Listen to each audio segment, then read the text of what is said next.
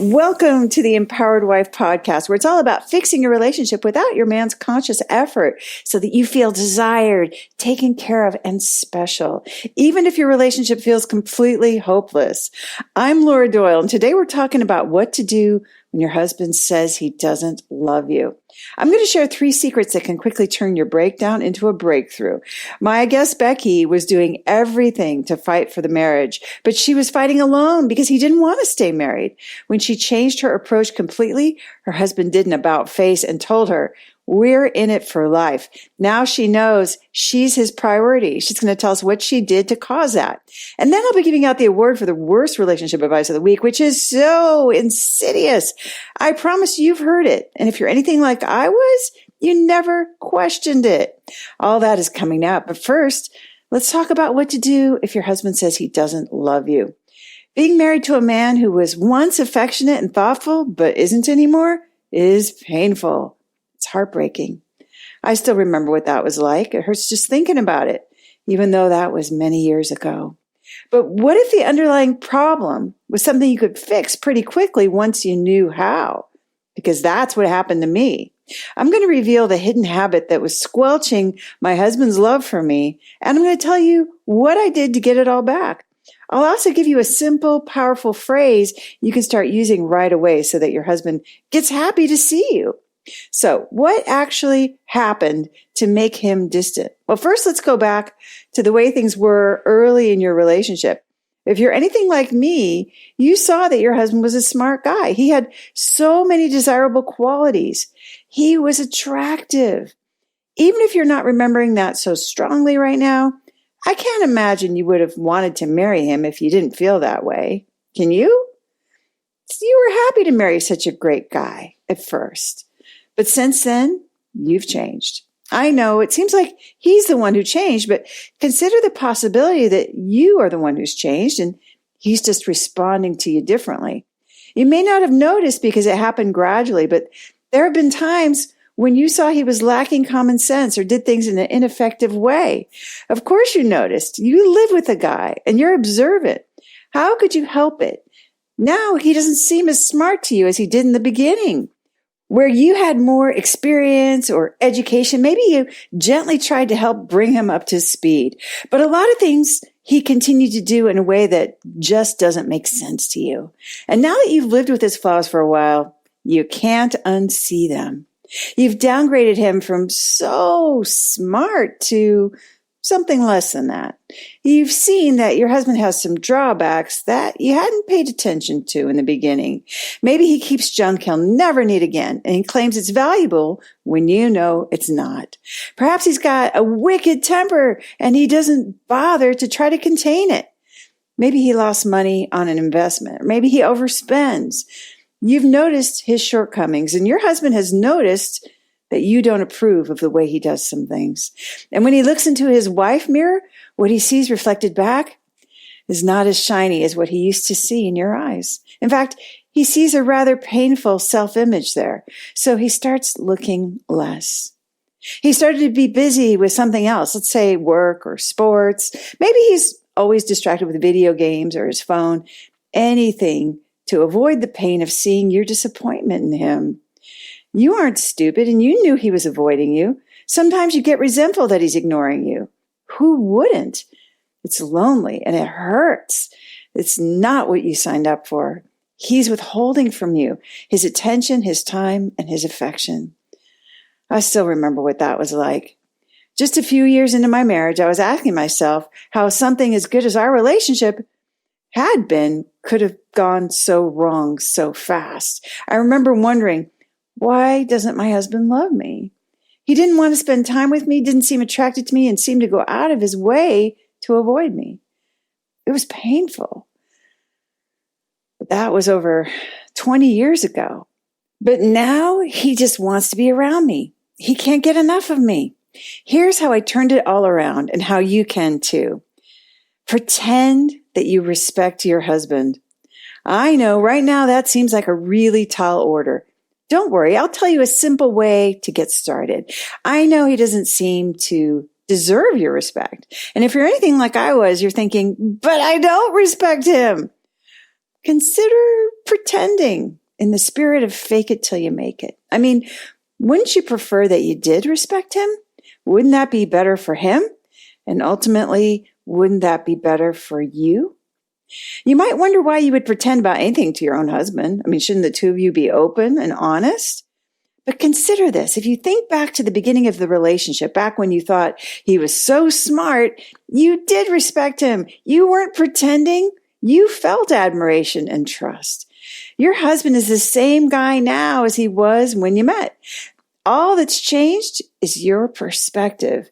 You've been focused on what you don't like about him, and that's increased because what you focus on increases. So this is about going back to what was working, which is focusing on the things that you appreciate about him instead of the things that don't impress you. Because what you focus on increases. There's a magical phrase that you can start using right away. This is an important part of treating him respectfully, and anyone can do this, including you. This phrase has the power to change absolutely everything, and it's 3 words, just 3 words.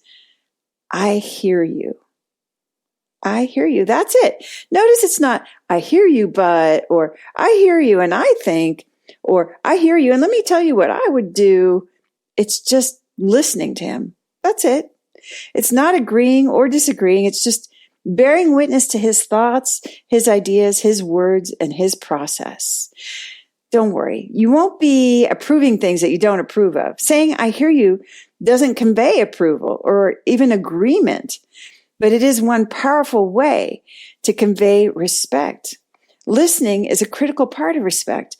If you say, I hear you and nothing else and let him talk as long as he wants tonight or even just for an hour, you'll be well on your way to seeing that he actually does love you. Did you catch that? I just said that your husband actually does love you. And if you decide to give him the respect that he deserves, I mean, he must deserve it because he's married to you and you wouldn't have married a loser. You'll see the evidence. You'll see it in the way his face lights up when you come home. You'll see it in the way that he comes home from work early just so he can spend time with you. You'll see it in the way he makes bedroomized at you again, even if he hasn't in a long time.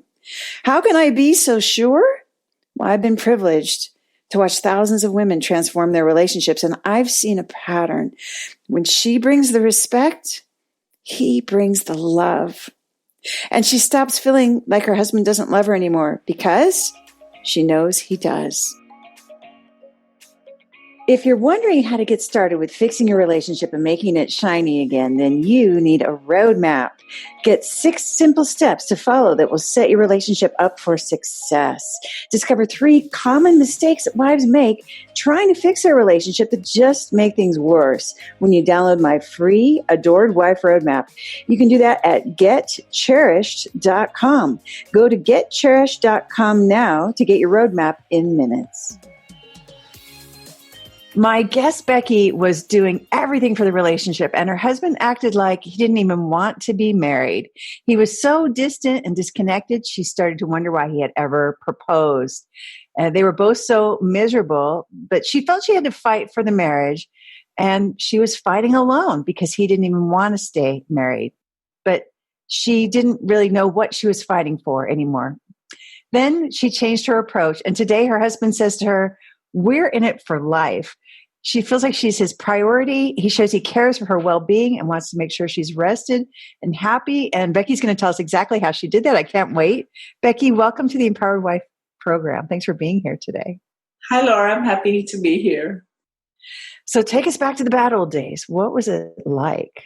The bad old days were like centuries long. It felt like forever.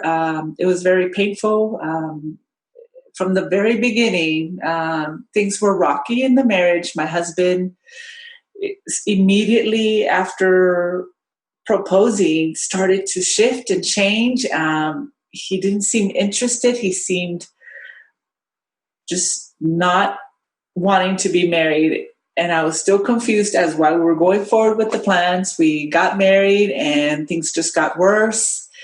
We didn't seem to be connecting at all. He seemed to just I just felt like I was not his priority, like I didn't care. I was like, this is not what marriage is supposed to be. We're supposed to be growing and learning together. And it was totally the opposite. It was painful. It was very painful, to say the least. Yeah. So was there a lot of fighting going on, or was it more like just two ships that passed in the night and you didn't get to? It was fighting. We didn't seem to see eye to eye. I was working extra jobs. He was barely doing his. We argued about everything. He seemed to not be a team player. And so I didn't know what else to do. I would say you were supposed to be doing this as a family. We're supposed to be getting to know each other. We had all these things that I thought a young marriage would be doing, getting together, getting to know each other, spending time together. And instead it was the opposite. We were fighting. We were not talking. If we were talking, we were arguing and fighting to the point of escalation where he goes, I'm done. I don't need this. I want a divorce. And so I was walking on eggshells, and I didn't seem to find a way to get through him. And so what to do? So he actually said, I'm done. I want a divorce. And then your response was, we have to work this out. We just started. Every marriage has these troubles. We can work through this, but never seemed to find a way to work through it. As a matter of fact, we were visiting his home country with his friends, and he was telling them, "Oh, I'm going to start my school, my higher education in a different country." And all his friends were saying, "You just got married." And so I was like, "Wow, he's even moving away." So he did. He moved away, and it felt like, how can I work a marriage when him being in a different country? And I'm thinking this is his way of starting a new life. And so I just kept feeling more depleted, more depressed, and isolated because I can't go to my friends or my family with all this heavy load of what embarrassing, right? Like you want to try to make it seem like everything's going okay. Did your friends and family know? They knew that I was in myself. They would see me that I looked sad, that light that would sparkle was not sparkling anymore. They would ask, are things okay between you two? And I just knew I couldn't go to them because I didn't see much success in their relationships either. So they would just probably start to gossip and then make me even feel worse for picking this guy and staying married to this guy. And did you feel like you had made a mistake agreeing to marry him? Yes. Yeah. All the time, even as soon as he proposed, I'm like, what am I doing? What am I doing? This is all wrong. This is evident. I shouldn't be getting married to this guy. But I had hope. I thought, surely I can make it work. Yes. But yeah. I couldn't do it alone. I felt the same way when I got married. I'm sure this will just work out somehow, right? We don't know how. We just hope that it will. And then you found out you were unprepared, and as was I. And so he's living in another country. You know, he wants a divorce. Things are not going well between you. What did you do? How did you get out of that? I realized, to me, this was clear evidence that he was walking away from the marriage. Yeah. And I fell to my rock bottom, nowhere to turn, nobody to support me, maybe that I couldn't let in. So I started making little decisions for myself. I said, how do you feel? What do you want to do? For example, I all my interests that I had about being in nature, being with friends, doing all those things had slept. The current had just washed it all away. And so I had to regain those little pieces of myself again, choosing one little thing after another. I didn't feel I had the energy or the desire to go connect with people, but I knew I needed to do it. I knew I wanted to survive this. And so I started to find myself by making decisions for myself on a daily basis, small ones, not big ones. I couldn't make big ones because I've learned that when you're in such a hard time, I mean, I don't know how much harder it could have gotten, and I didn't know what else to do. So I only knew I had to find myself again. So, And so how did that impact your relationship? well, within months, he contacted me at one point and he said, I know we're struggling. I don't know how to do this either. However, if you will take me back, I will come back. And my first reaction was like, after all that hurt and everything we went through, why would I want to go back to that? Yeah. But I remember reading from your books and learning from you to say, you can work the marriage if you're in it, if you're still in it. So I took that as an opportunity. I say, I get to have a redo. I get to do something different. And so then I jumped in with 2 feet. I started to learn your book and reread it. And then he came back and we're back to square one. That tension was there and it seemed like, I guess I can't do it. And then I told myself, I'm sick and tired of feeling like this. I need to do the skills for me, for my life. And so I started to really focus on doing the skills, using the language, making decisions, choices, the ones I could for my well-being. And then that heaviness just started to lift off. And then he started to come around and I seemed to be available. I seemed to be present because I was not getting bogged down with all the darkness in the relationship. And then again, it kind of seemed like I did a little bit better. And then it seemed like the weight came down. I'm like, it was no elevator ride. Kind of a roller coaster ride. It sounds more like there's ups and downs. So. But eventually I continued to go to the next step. I said, I need more support from Laura Doyle. And so I went to your Cherish for Life weekend and I learned there that a lot of my behaviors in the marriage stemmed out of fear of poverty, fear of just not being connected, fear for everything, you name it. And so I realized I became controlling. And so I called them up and the first thing I said, I am so sorry for my behavior. I realized that my actions have been stemming out of fear. And I apologize for being so disrespectful. And it wasn't romantic. He said, you finally realized what you were doing. Oh, ouch. I had learned to say, hey, I did my part. And I think that to me, for him, was like, wow. It didn't hurt so much because I knew that I've been hurting the relationship. So you were in a true place of accountability at this point, really just looking at, right. Yeah. And so for him to react like that, I mean, it sounded like an ouch, but you're saying not so much because you really just wanted to own your part, it sounds like. Yes. That's all I could do. I realized that and time to time, that's what I continue to work on. And what were you hoping for a better response? Were you hoping he would say like, oh, you were okay. You weren't that bad. I did things wrong too. I mean, that's not what you got on that day. I was actually so nervous of doing it. I couldn't even think of that. I said, I just found my courage to do that first step and do the right thing. I knew I needed to do it.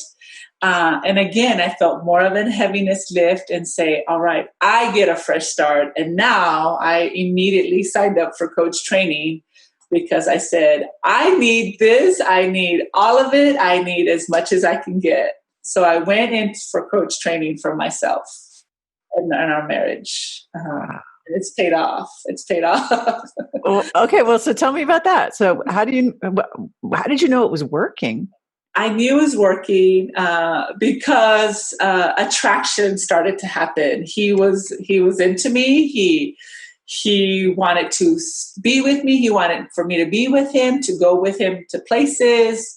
The opposite. It was like, I'm like, wow, this is a honeymoon I didn't really have.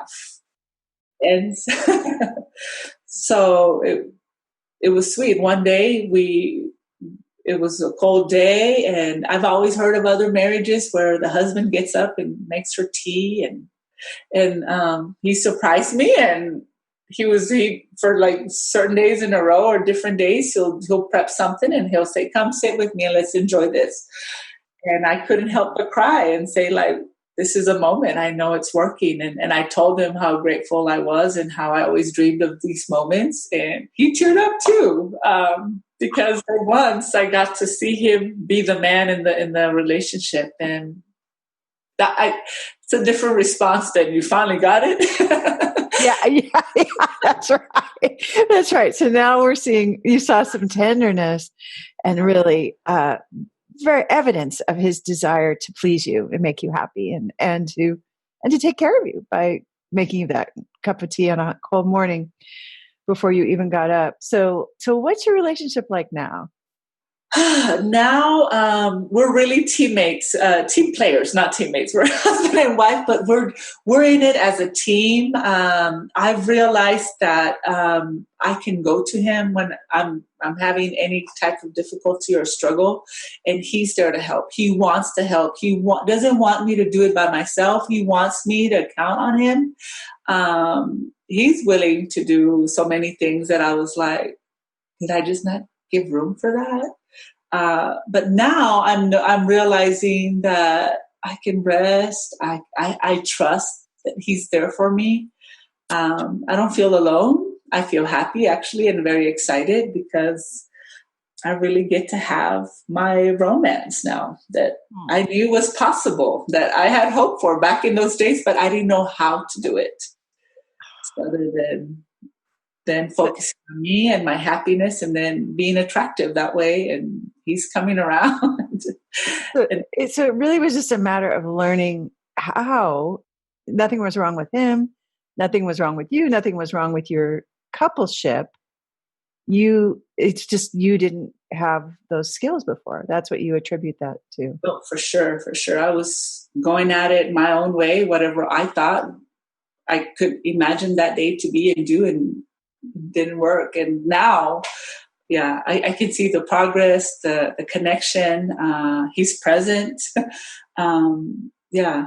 And I'm his priority. And he said these words to you tell us about that, where he said, we're in it for life, right? This is the same man, right? That said, yes, because I thought he constantly threatened divorce. He moved away. And now one time we were in the gym and the pool area, and we were just chatting. That's when we have our most intimate contacts. We're just chatting, and he says, oh yeah, you're the one, and I'm not going anywhere, and we're in it for life. wow. And then that moment, immediately I went back to those first years, those dark years, and I was like, who would have thought this moment would happen? I mean, if you could go back and talk to her now, knowing what you know now, and talk to to Becky, who was in the beginning thinking, what the heck? How's this ever going to work? What would you say to her? Yeah, I would tell her, whatever expectation or idea you have of how it should be mindful, be aware of it, but don't go in action to try to make it fit a square, So one is show up, be your best self, rested, happy, and give room and space for him to show up too. He also has great ideas, and as a man, he has great intentions and will do such things. If you rest, take care of your self-care. That's how he wanted, actually. That's how he wanted. And still, I think that's what he wants, for me to be well-rested, be happy and fun, because that's how we'll go have fun together. Is it if Becky's well rested and happy and fun, then the marriage will be fun. And that's what he wants. So, and what if you, so there's a woman who's listening right now, and to her marriage is like yours was, where she thinks it's hopeless. He's distant. I don't know why we got married. What's your advice for her? What do you suggest? If you're trying to make the marriage stay or be fixed or work in a certain way, slow down, invest that time and energy in yourself, find out the things that make you happy, do those things, and be aware if there's fear that is driving you to these actions and behavior. Because I was not aware of it, and I made so much damage in short time and long term that, and I would say get support from Doyle, from this community. It's what has restored the marriage and made those years, it allowed space for us to heal and go forward with so much hope, and not having that as a grudge. That doesn't come up anymore. There's no grudge, there's no regret, other than it was painful. We learned from it, but we're creating the total opposite now. You've got this bright future. And now you're a coach, and you help other women. You help women who were in your situation now create the kind of relationship that you're describing, where your husband says, "You're the one. We're in it for life. I'm never going anywhere," and makes your tea in the morning. And I mean, how is being a coach? How does that impact your relationship? I love that this is a journey, and this is one journey I'm so glad I'm on, that I'm not alone, that there's a community of people that have either gone through something already and have had the transformation. So it gives me hope, because I know there's a few women ahead of me in their restoration and their transformation. That gives me more hope about what's possible as I'm on my journey. And again, that we support each other. I feel I can go to somebody now because I'm not perfect. I have a safe community where I can still learn and grow, and my marriage only gets richer. And my husband appreciates it too. He's also happy that, he even encourages me or talks to his family members that they should be talking to me if they need help for their That's the best compliment of all. He's like, "Okay, you guys have marriage issues. Becky knows what to do. She'll show you." That's it? Yeah. that must have made you feel like $1 million to hear him say that. He values this. He knows that this helps so many people, and it restores not only the marriage, but your mental health, your well-being, and financially. I mean, we all get to grow to our fullest potential. So, absolutely. Well, you are a great example of what's possible when you have the courage and the accountability that you demonstrated, it's remarkable. I mean, who does that? Who saves a marriage that's that far? It feels like it's so hopeless, right? So just kudos to you, Becky, for being such an inspiration to us all. Thank you. And thank you for sharing your story so intimately and vulnerably with us today. It's been wonderful. Thank you. It's been my pleasure. If you're wondering how to get started with fixing your relationship and making it shiny again, then you need a roadmap. Get 6 simple steps to follow that will set your relationship up for success. Discover 3 common mistakes that wives make trying to fix their relationship that just make things worse when you download my free Adored Wife Roadmap. You can do that at getcherished.com. Go to getcherished.com now to get your roadmap in minutes. And now it's time for the Worst Relationship Advice of the Week award. It's the worst relationship advice. The worst relationship advice. Yeah, it's the worst relationship advice. The worst relationship advice of the week. And the advice has got me popping like popcorn this week is a quote I read that said, "Relationships are such a mystery. Why do they work? Why do they not work? It's just a total crapshoot. But that's the aha moment. Nobody has the answers. No, no, no, no, no, no. That just makes me want to scream, because with everything else in life, we're taught that if you want to be a successful nurse or a lawyer, you study and you get those skills. There are whole schools for that. If you want to play piano well, you learn and practice. If you want to be a chef or a baker, you cultivate those abilities. But with relationships, you hear this all the time, don't you? It's just luck. Some people are lucky and others not so much. So there's nothing you can do about it if your relationship is breaking. I remember thinking this when my marriage was in a ditch, like, I guess our luck ran out. Nothing I can do about that. Blah! That made me feel helpless. And it turns out I wasn't at all. Granted, it might be that you come from a family with a lot of expertise in a particular skill. Like you might come from a football family or a musical family or a political family, and that gives you exposure and knowledge about that particular field of study. You could be lucky in coming from a family where you had a good role model for the intimacy skills, for example. But if you weren't, it's not game over. You can always learn football and music and politics or relationship skills by finding a mentor and a role model outside of your family. One of the things that I hear from students from time to time, and I always think is so brave and so accountable, is that if they had had the intimacy skills and the connection framework in their previous failed marriage, they realize that they could have made that previous marriage work. They could have been happy.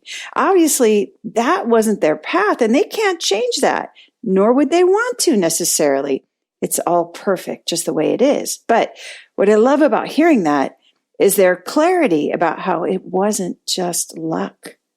They get that they had tremendous power and influence, and now they know how to use it wisely. They see something they didn't before. And that's been my experience too. My marriage was terrible before I had skills. And my marriage got amazing and shiny after I learned and cultivated the practices that contribute to a successful marriage. And for that reason, the advice that relationships are just a mystery and marriage is a crapshoot is the worst relationship advice I've heard all week. Listen and subscribe to the Empowered Wife podcast. Next week, I'll share how you can make your relationship better without his conscious effort. I hope you're having lots of fun. Today's fun fact is that every day during quarantine, I look at the news hoping they'll address the terrible lack of volleyball on our shores.